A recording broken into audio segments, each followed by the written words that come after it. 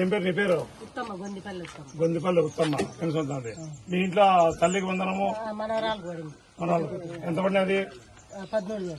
అంటే ఒకదాని పాపడు భూమి ఏమి తీసుకో ఎంత ఉంది? 3 ఎకరాలు ఉంది. నీకు అది రైతు భరోసా కాదు, అన్నదాత సుఖీబావా. అన్నదాత సుఖీబావ ఎంత పడినది? 6,000 ఉండదు, 5,000 పడి ఉంటుంది, 7,000 పడి ఉంటుంది. 5,000 రూపాయలు చంద్రబాబు మన పెద్ద 6,000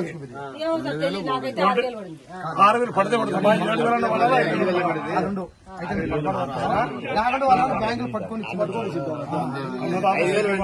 వచ్చా, పెన్షన్ వచ్చా, తల్లికి వందనం వచ్చా, బస్సు ఎక్కడ బయటకు వచ్చినావా?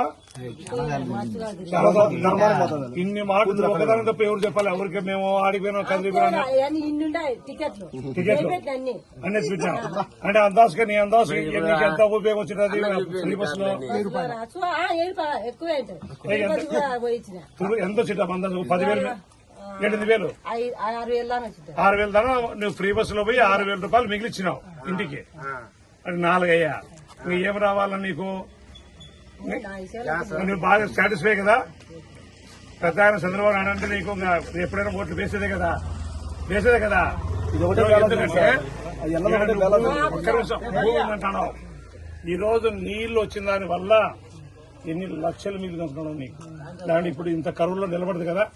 అందుకే మీ లబ్ధి పొందినందరూ ఒకరికి ఒకరు అయ్యి 2కి 4, 4కి 40 మంది, 40 మంది 400 మంది అయితే తెలుగుదేశం పార్టీ సైకిల్ పరిగెత్తాది. ఇప్పుడు దాంట్లో ఇబ్బంది ఏమి ఒకటి నేను విన్నా కదా, మా ఆయనతో మేము బాగా చాలా అసలు పిల్లలు లేకుండా అసలు మునుగుతో అందరికి తెలుసు. చెప్పు నువ్వు చెప్పు సార్ అంటే ఈయనకు వచ్చేసి వయసు ఎంత?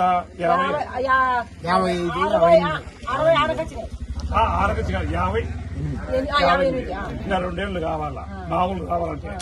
ఇప్పుడు నువ్వు చెప్పేదంటే ఉనుకుతాడు చేస్తాడు కాబట్టి వికలాంగులు తీయదని సర్టిఫికేట్ కావాలంటావు. సదరణ పోయిచ్చినావా? సదరణ క్యాంపు పో, చేతన కాడికి సాయం చేస్తాం. డాక్టర్తో మాట్లాడి ఇప్పుడు ముందు సదరణ క్యాంప్ నువ్వు ఏమన్నా కానీ ఫస్ట్ సదరణ పోతే మిగతా పని మేము చేస్తాం. నువ్వు సదరణకు పో, నీకేదన్నా అడగ డాక్టర్ మోటికి మేము చేస్తాం. అంతేగాని నీ పని నువ్వు చేయకుండా మమ్మల్ని మేము ఏం చేయలేము. సచివాలయం ముందు అప్లై చేయాలా? ఓకేనా? ఆ డ్యూటీ చేయండి, మళ్ళీ మీతో పని మేము చేస్తాం.